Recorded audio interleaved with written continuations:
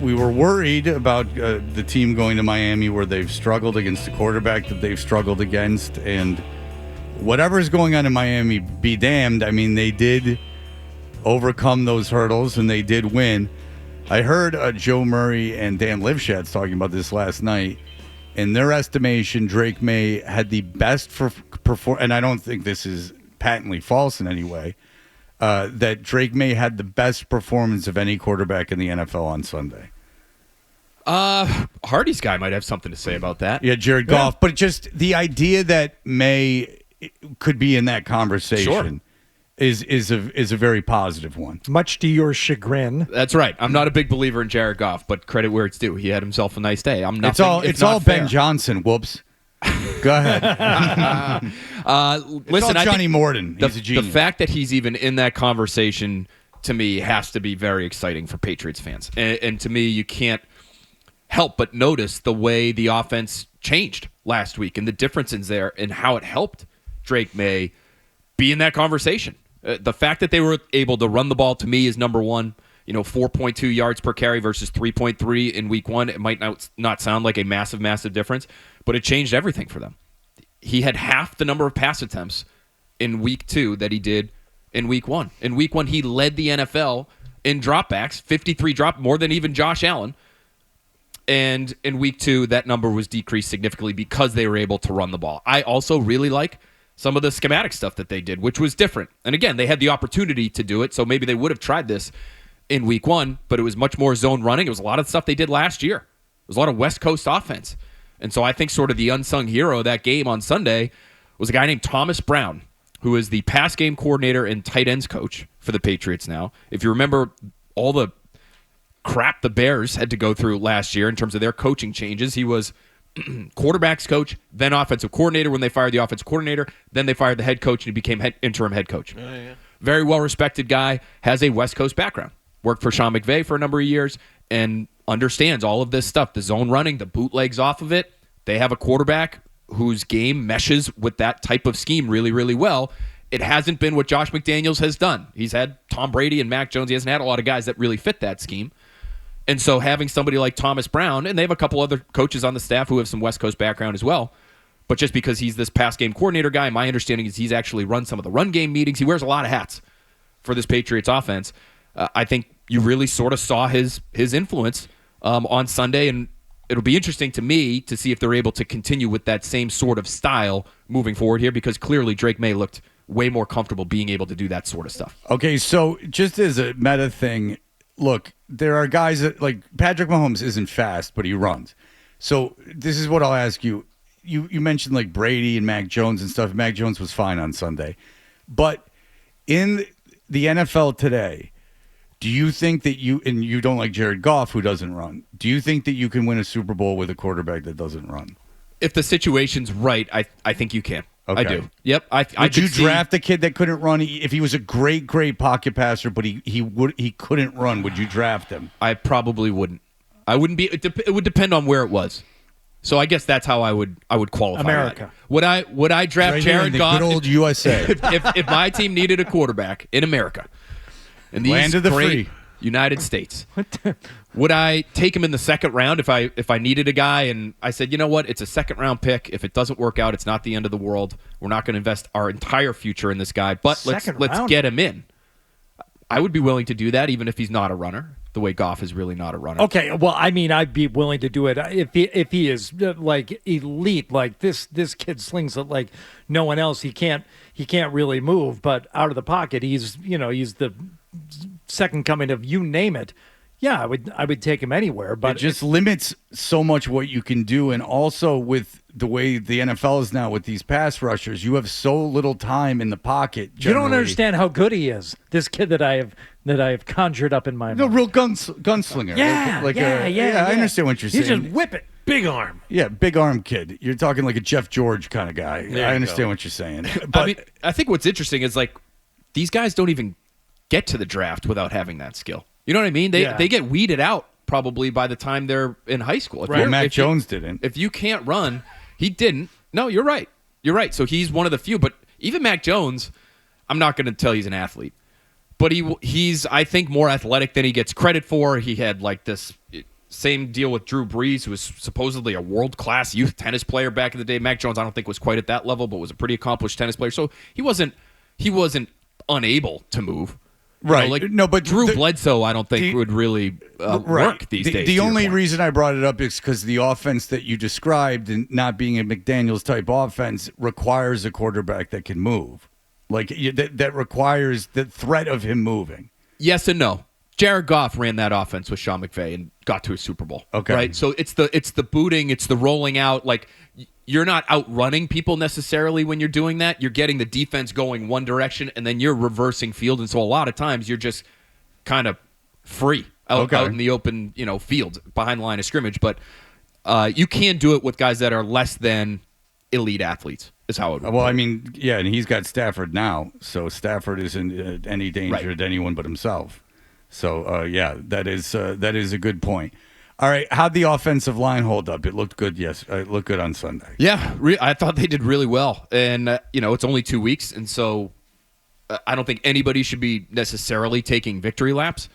But the Will Campbell arm length thing hasn't showed up yet, and that pass rush in Miami, that was really their one redeeming quality defensively. Were the guys they had up front to generate a pass rush, and so to me. You look at him, you look at Jared Wilson, who I thought played really, really well.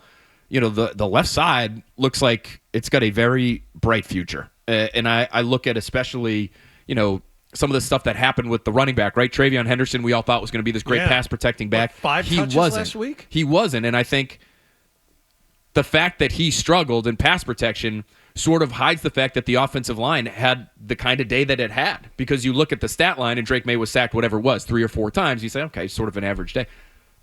That wasn't really on the line.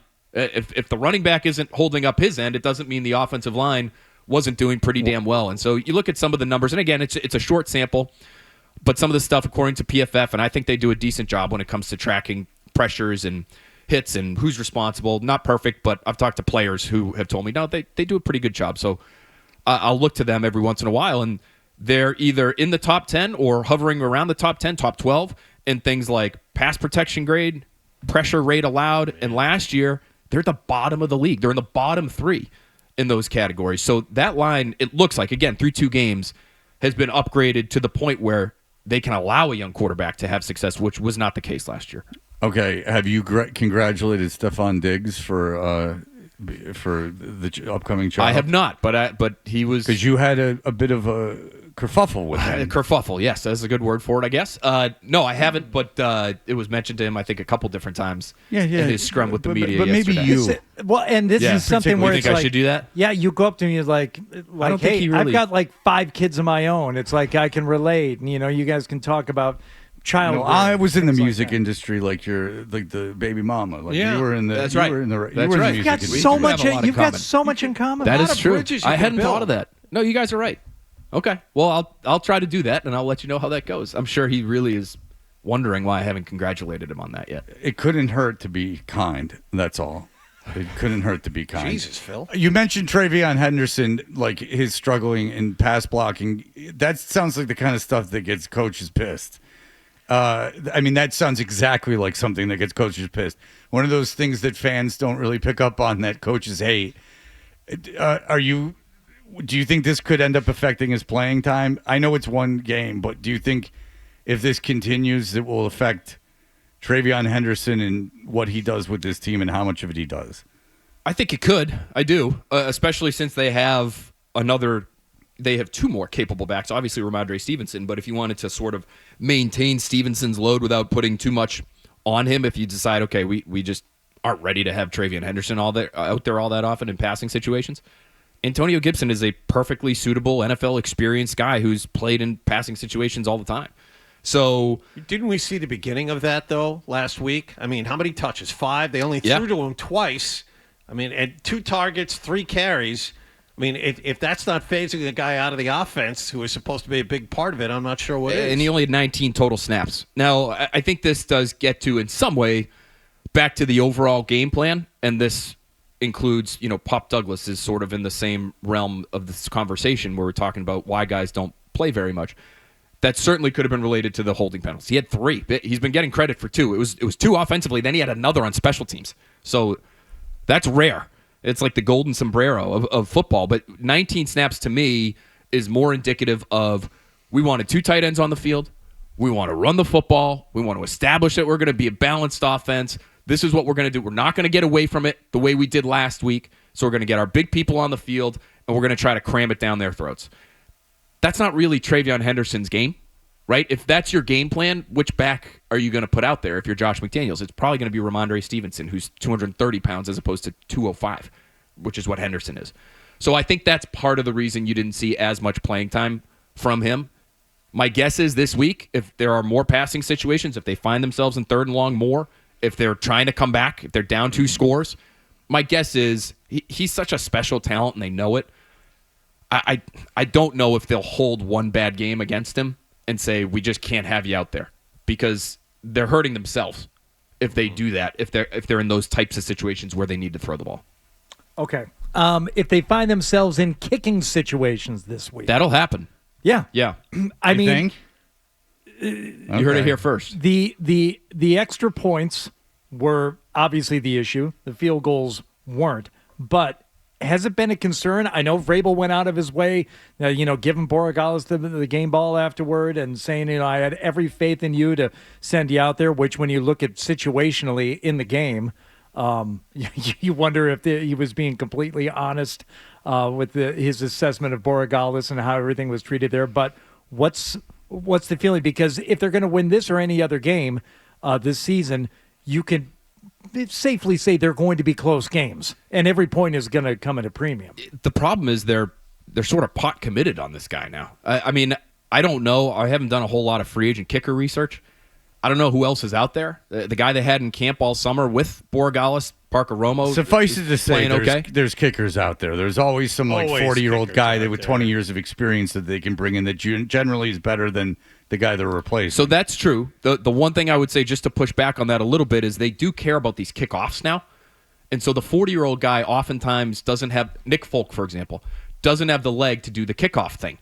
And so if you want somebody who can do the kickoff thing and place it where you want, inside the landing zone, down inside the 5, force these guys 40. To return. Prater's great.